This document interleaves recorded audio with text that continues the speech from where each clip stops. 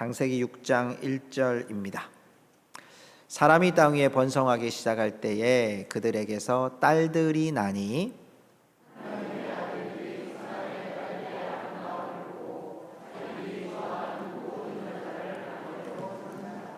여호와께서 이르시되 나의 영이 영원히 사람과 함께하지 아니하리니 이는 그들이 육신이 됨이라.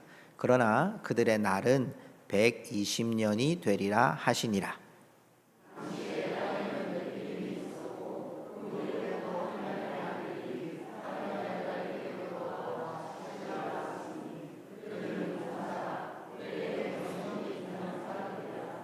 여호와께서 사람의 죄악이 세상에 가득함과 그의 마음으로 생각하는 모든 계획이 항상 악할 뿐임을 보시고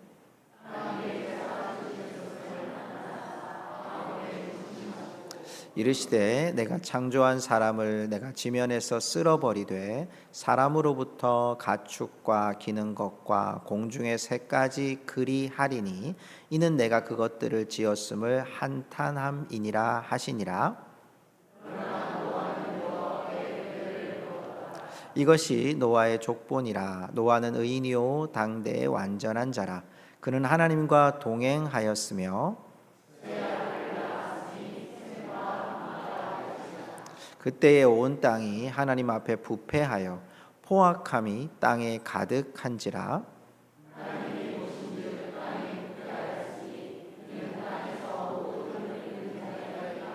부패함이었더라. 아멘. 우리 자리에 앉으시면서 이렇게 한번 고백합시다. 좌우에 계신 분들에게 하나님은 우리의 시원한 그늘이 되십니다. 이렇게 한번 인사할까요? 하나님은 우리의 시원한 그늘이 되십니다. 아멘. 사자성어 중에 단장지혜라고 하는 사자성어가 있습니다.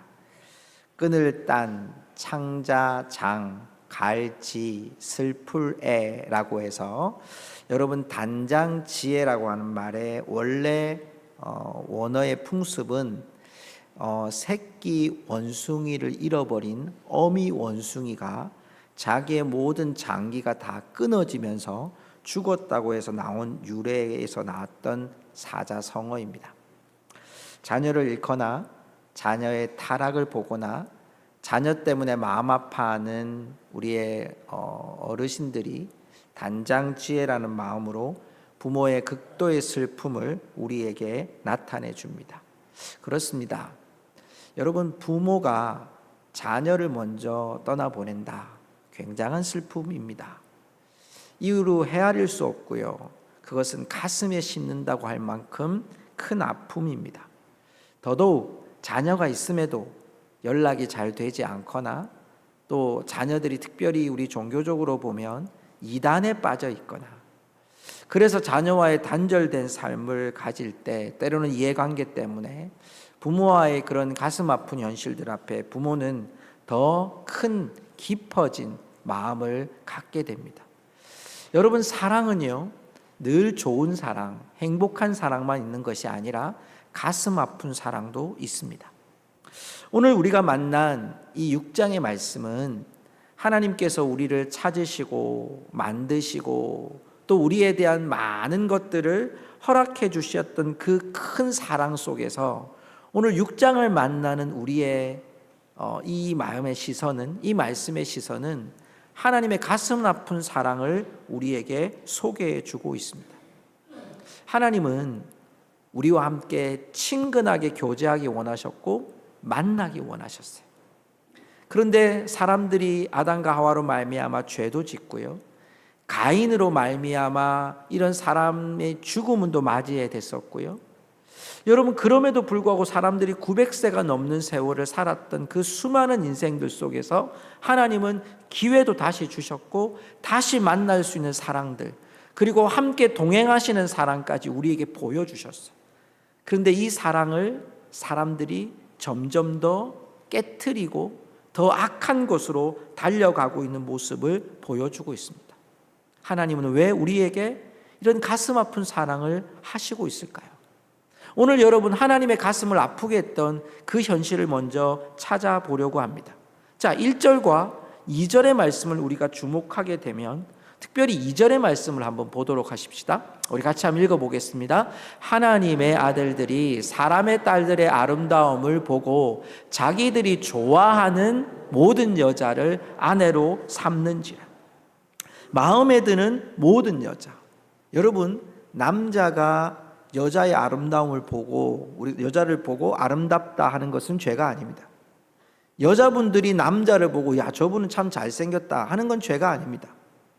그런데 오늘 이 말씀에는요, 여인을 본다고 하는 이 말의 표현이 사람의 딸들이 아름다움을 보고, 하나님의 아들들이 사람의 딸들의 아름다움을 보았다라고 하는 이 본다라고 하는 것은 단순히 시설을 말하는 것이 아니라 마음의 욕심, 소유욕을 나타내는 단어입니다. 그 증거가 뭐냐면 여기에 마음에 드는 여인들, 물론 아름다움을 보고 마음에 드는 여인들을 아름답다고 할 수 있는데, 여기에 나오는 본다라는 것은 마음의 표현이에요. 이 마음에서 육체적인 미모, 성적인 흥분, 그리고 소유욕이라고 하는 이 안에 한 단어가 있어요. 콜이라는 단어가 있는데 누구나 이렇게 되는 거예요. 다 이쁘구나 이게 아니라 그 중에서 이쁜 사람들, 마음에 드는 사람들을 모두 다 자기 아내로 삼는 거죠. 이게 욕심인 거죠. 이게 성적인 이 악함들이 그들 가운데 육체적인 욕망으로 채워져 있는 것을 보게 되는 거죠. 육체적인 욕망에 내 눈에 마음에 합한 여인을 다 나의 아내로 삼는 이 시대의 그 죄악성을 가장 강하게 드러내고 있는 한 장면이에요. 그래서 성경은 오늘 5절과 11절과 12절에 죄악에 대한 얘기를 계속해요. 5절을 한번 볼까요? 5절의 말씀에 보니까 여호와께서 사람의 죄악이 세상에 가득함과 그의 마음으로 생각하는 모든 계획이 항상 악할 뿐임을 보시고, 이 세상에 가득하다는 말은 무슨 뜻이냐면 죄가 계속 팽창되고 있는 거예요. 죄가 계속 늘어나는 거예요. 여러분, 가득해진 거예요. 하나님께서 생육하고 번성하라고 했는데 악이 번성하는 거예요. 여러분, 뭐 음란의 죄뿐만 아니라 이들 안에 이 900년 넘는 세월을 살면서 그들의 마음의 생각까지도 악한 생각이 그들 가운데 들어있어요. 제가 원어를 찾아보니까 참 재밌는 단어가 나오더라고요. 이 모든 생각이 악하다라고 하는 표현을요, 라콜 하욤이라고 돼 있어요. 이게 라크란 말이 오직이고요, 라란 말이 악하다는 말이고, 콜 하욤이란 말이 모든 날이에요. 모든 날이 다 악한 거예요. 근데 제가 이 말씀을 좀 깊이 보니까요, 이게 무슨 말이냐니까, 여러분, 우리가 순도 100%의 금은 없잖아요. 99.9%잖아요. 근데 여기 지금 말하고 있는 하욤이라고 하는 이 단어는, 이 구절은 순도 100% 악이라는 거예요. 밤새도록 날마다 생각하는 게 악밖에 없는 거예요. 오직 그 악한 생각만이 그들 가운데 계속 있다는 거예요. 이게 사람의 본성이라는 거예요. 11절도 보시겠습니까? 그래서 하나님께서 하셨던 판단이 뭐냐? 여기 11절 말씀 세번역 성경으로 한번 보시겠습니까? 세번역 성경으로 보면, 넘겨주시고요. 같이 읽어보겠습니다. 하나님이 보시니 세상이 썩었고 무법천지가 되어 있었다. 하나님이 땅을 보시니 썩어 있었다. 살과 피를 지니고 땅 위에 사는 모든 사람들의 삶의 속속들이 썩어 있었다. 여기 썩어 있었다는 것이 3번 표현되어 있죠. 여기 여러분, 우리 성경으로 보면 부패했다는 표현이 3번 반복돼요. 이 부패했다는 표현이 뭐냐면, 여러분, 파괴되고 완전히 망치고 쓸모없는 정도가 되어버렸다, 이런 뜻이에요. 하나님이 사람을 만드실 때는 교제하고 싶었고 사랑하고 싶었고, 그리고 함께 영원히 하나님 나라에 이르고 평생 하나님과 함께 살기 원했는데, 죄라는 것이 들어오면서 이 백성들 속에서 하나님의 존재를 잃어버리고 하나님께 대한 순결을 잃어버리고, 이들은 계속 하나님과 점점 더 멀어지는, 악이 팽창되어지는, 악과 동행하고 악과 보조를 맞추어 살아가는, 더 이상 여러분 회복 불능한 상태로 가고 있는 모습을 보여줘요. 여러분, 가끔 우리가 TV에서 보면 멧돼지가 지나가는 자리, 또 이렇게 뭐 다른 나라, 우리나라 같은 경우는 특별하게 그런 경우들이 많이 없지만 메뚜기가 지나가는 자리를 보면 우리가 어떤 표현을 쓰냐면 쑥대밭이다, 이런 표현을 씁니다. 하나님이 만드신 이곳이 사람의 이 악한 본성 때문에 쑥대밭이 되어버린 거예요. 하나님은 결국 이 쑥대밭이 된 땅을 버려두시는 것이 아니라 하나님의 그 가슴 아픈 마음 가운데 이제 그 사랑을 이들 가운데 전달하기 위하여 하나님은 방주를 통해 구원의 길을 열어가시고 있는 하나님의 가슴 아픈 사랑이 시작되고 있는 거예요. 아픈데 버릴 수 없는 거예요. 아픈데 멸할 수 없는 거예요. 아픈데 치유해야 되잖아요. 수술대 위에 올라야 되잖아요. 고쳐야 되잖아요. 하나님 그것 때문에 하나님은 노아의 홍수를 준비하고 예비하시는 모습을 우리에게 보여주는 거죠. 성도 여러분, 우리가 지금 살아가고 있는 우리의 삶의 모습들 속에서 때로는 모나고 불리하고 억울하고 참담한 삶을 살아갈 때가 있습니다. 그럴 때 보면 때때로 내가 무슨 죄를 지었나, 내가 뭘 잘못했나, 내 인생에서 무슨 큰 잘못한 것이 있나, 이런 것을 돌아볼 때도 있어요. 때로는 그런 문제 때문에 우리가 여러분 어려움을 만나기도 합니다. 그런데 여러분, 우리가 기억해야 될 것이 뭐냐면 하나님은 우리를 멸하려고, 하나님은 우리를 망가뜨리려고, 하나님은 우리를 절망하려고 우리를 그곳 구석으로 우리를 밀어넣는 것이 아니라 하나님은 다시 살리려고, 하나님은 다시 우리를 회복하려고 우리를 그 아픔 속에, 때로는 수술대 위에 올라야 될, 때로는 심판의 두려움 속에 우리를 두시고 있다는 것을 우리는 기억해야 합니다. 오늘 여러분, 이런 여러분 위험한 상황 속에, 하나님 앞에 절망적인 이 상황 속에 하나님이 오늘 우리에게 한 사람을 소개합니다. 그가 오늘 노아입니다. 8절의 말씀을 한번 볼까요? 오늘 본문 8절의 말씀에 보니까요, 이렇게 나와 있어요. 그러나 노아는 여호와께 은혜를 입었더라. 우리 모든 성도님들, 하나님께 은혜를 입으시기를 주의 이름으로 축복합니다. 여러분, 그 은혜를 입는다는 말이요, 다른 번역 성경에 보니까 하나님의 마음에 들었다, 하나님을 흐뭇하게 해드렸다, 눈에 쏙 들었다, 이런 말들로 번역이 되어 있어요. 근데 제가 원어 성경을 보면서 좀 더 자세히 본 게 뭐냐면 이거였어요. 노아가, 우리는 관점이 노아가 하나님을 흐뭇하게 했구나, 노아가 하나님 보는 관점이죠. 노아가 하나님의 마음에 쏙 들었다 이러는데, 원어상으로 보니까 노아가 여호와의 눈에서 하나님의 자비를 발견했다 이렇게 돼 있어요. 그럼 하나님이 자비를 지금 내리고 계시는데 사람들은 그 자비를 못 보는 거죠. 근데 지금 누가 본 거예요? 노아가 하나님의 자비를 발견한 거예요. 은혜를 입었다는 말은 하나님의 자비를 발견한 거예요. 우리가 이 세상 가운데 살아갈 동안 우리가 기억해야 될 것이 무엇입니까? 하나님의 자비를 발견하고 하나님의 은혜를 획득하는 자로 살아가야 한다는 거죠. 부패한 세대 속에 하나님이 노아를 보내신 것은 노아가 특별해서가 아닙니다. 여러분, 노아가 더 특별한 사람이기 때문에가 아니라 노아는 그런 세상 속에 하나님의 은혜를 발견하고 하나님의 자비를 발견하고 하나님의 은혜를 획득하는 삶을 살았다는 거죠. 자, 그 증거가 9절이에요. 9절에 보면 노아에 대해서 세 가지로 이야기합니다. 그는 의인이요, 당대 완전한 자요, 하나님과 동행했다고 돼 있어요. 여러분, 이 말씀을 제가 찾아보니까 노아는 의인이요, 이 말은 완전 무결한 사람이라는 것이 아니에요.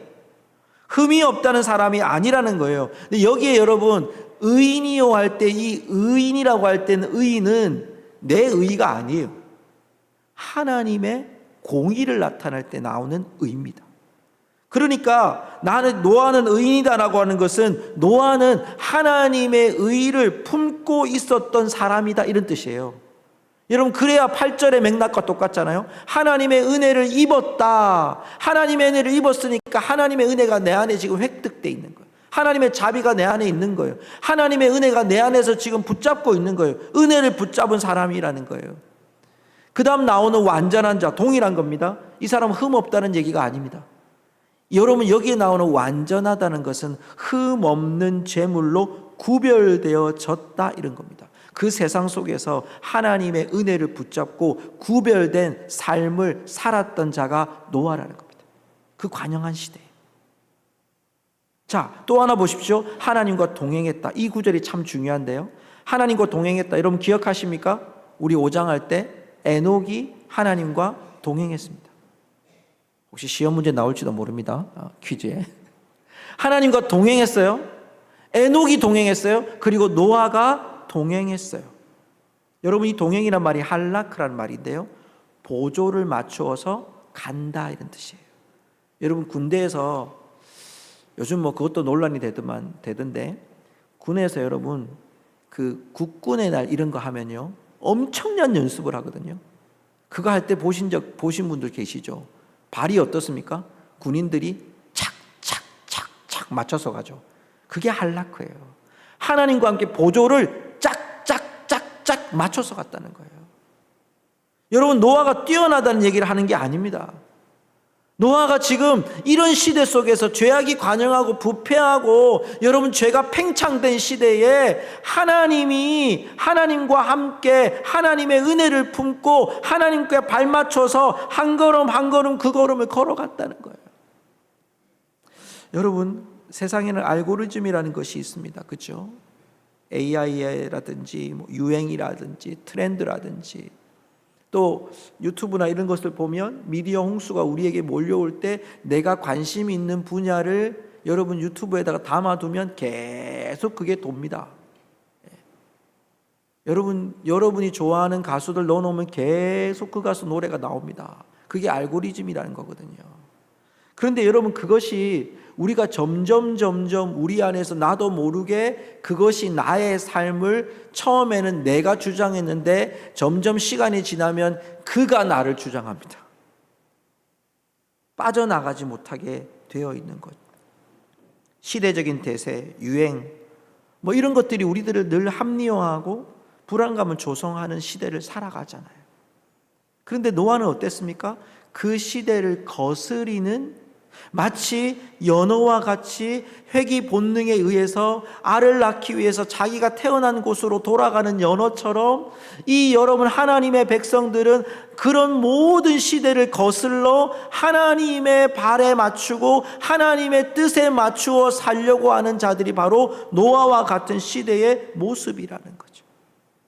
하나님이 이 어두운 시대에 가슴 아픈 시대 속에서 가슴 아픈 사랑을 하는 그곳에서 하나님이 주목했던 한 사람이 누구였습니까?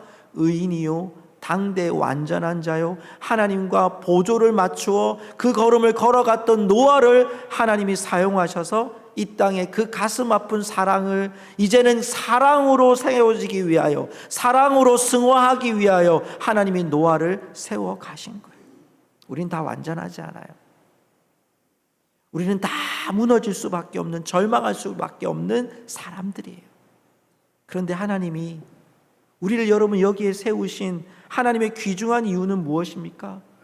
이제 이 세상에 부패하는 세상에 휘말려서 너희들이 그 삶에 지금 이끌려서 그 파도에 이끌려서 사는 자가 아니라 너희들은 하나님의 백성이라는 거예요.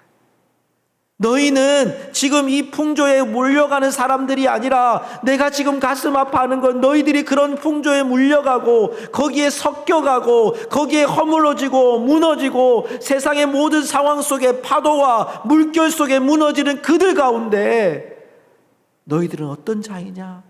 하나님의 이름을 부를 수 있는 자이다.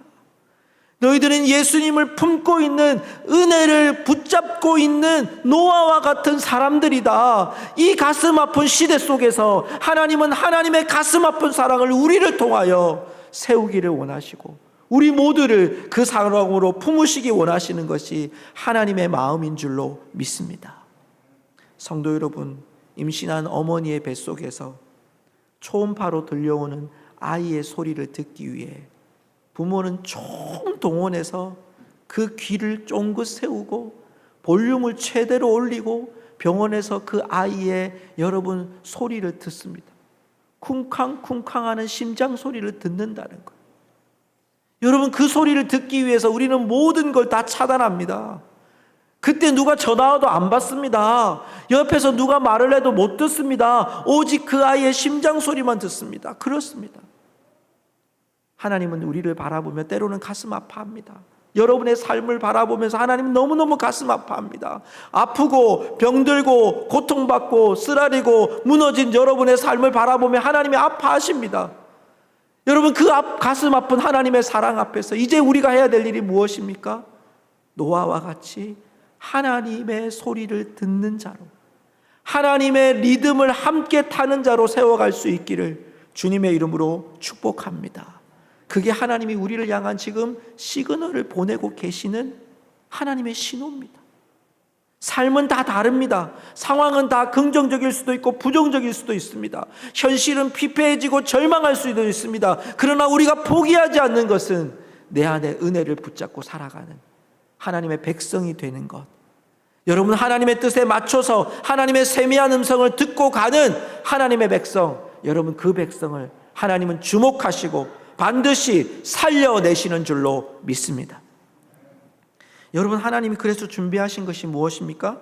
오늘 12절까지만 읽었지만 13절을 한번 보십시오. 하나님께서 6장 13절에 무엇을 예비하시냐면, 하나님이 노아에게 이르시되 모든 혈육 있는 자의 포악함이 땅에 가득함으로 그 끈 날이 내 앞에 이르렀으니 내가 그들을 땅과 함께 멸하리라. 하나님이 계획하신 게 뭐예요? 내가 그들을 땅과 함께 멸하리라.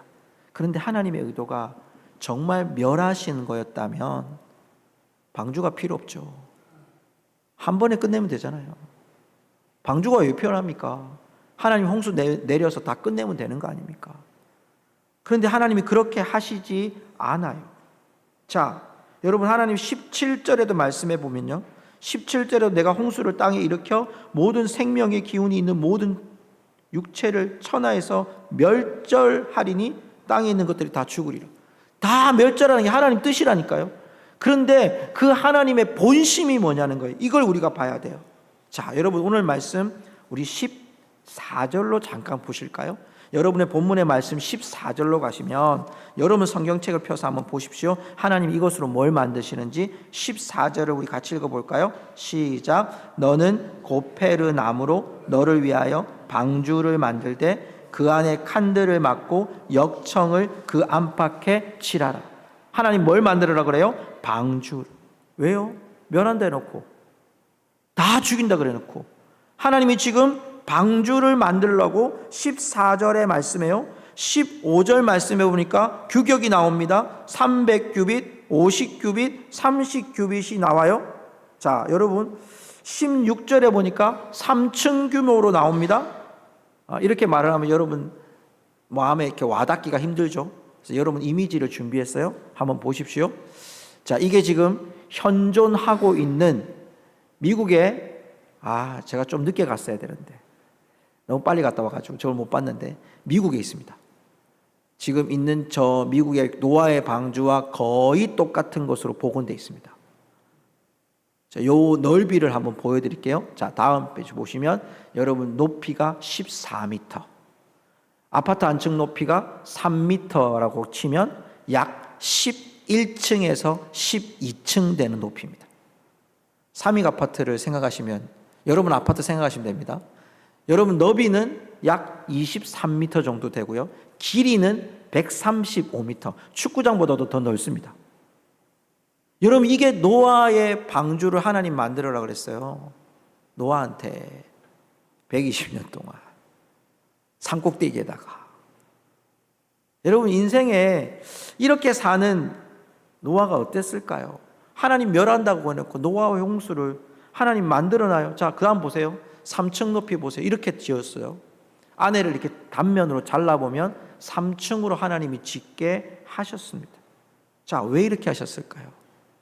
여러분 성경으로 한번 돌아가 볼까요? 여러분 성경 18절을 한번 찾아서 읽어볼까요? 자, 앞에 있습니다.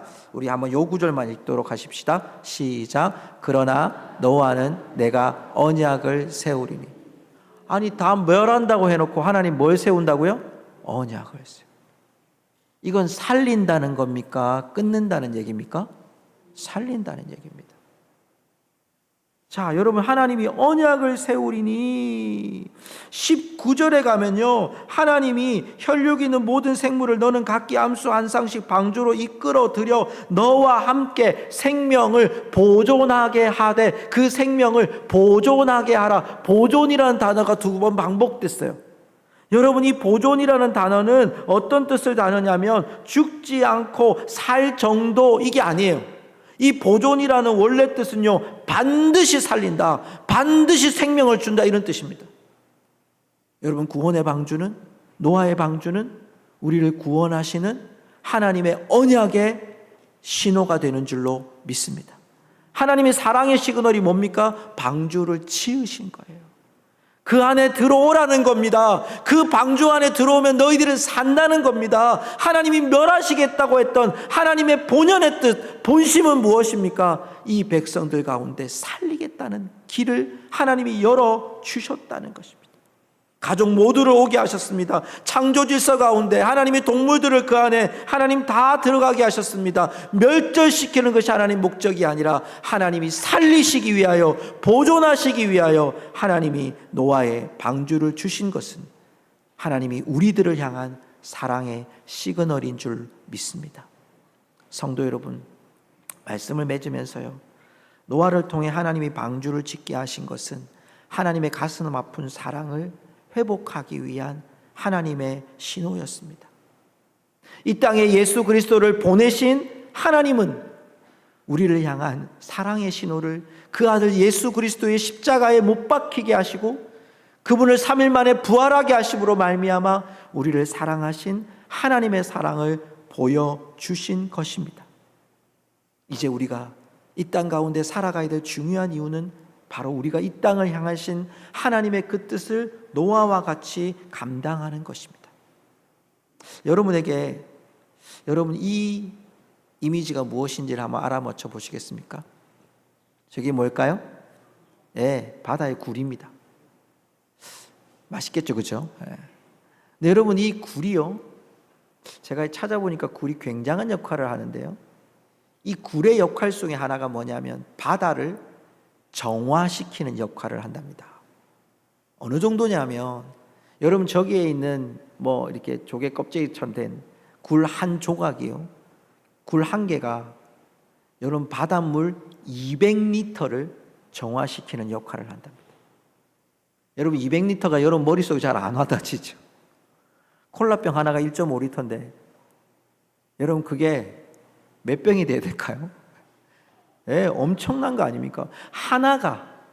그러니까 굴이 지금 이 땅에 존재하는 한에 이 바닷물의 정화 작업은 정말 끊임없이 이루어질 수 있는 거죠.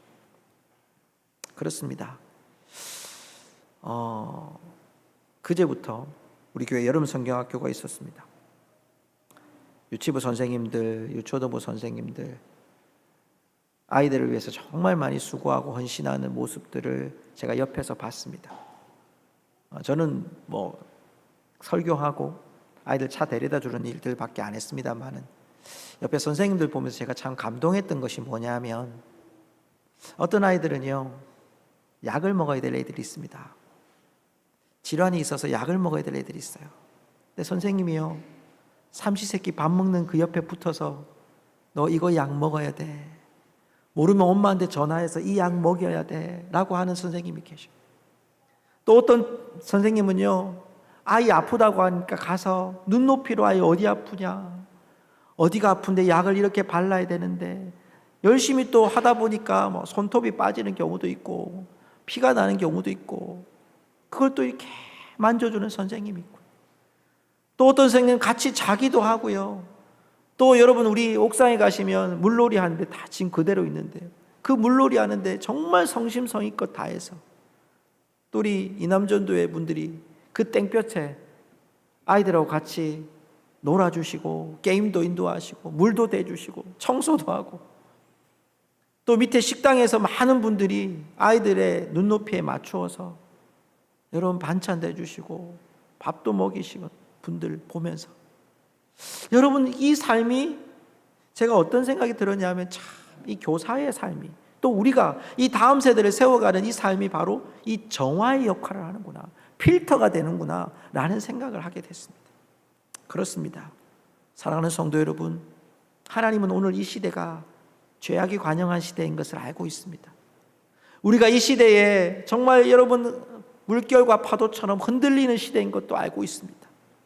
여러분, 하나님이 우리에게 요청하시는 것은 그 물결치는 파도 속에서 우리가 하나님의 사랑의 보조를 맞추어 하나님의 세미한 음성을 들으며 이제 그 걸음을 노아와 같이 이 세상의 정화의 필터처럼 필터가 돼서, 신앙의 필터, 영적인 필터가 돼서 세상을 정화시키는 하나님의 백성으로 살아가기를 하나님은 오늘도 우리를 기대하고 계신 줄 믿습니다.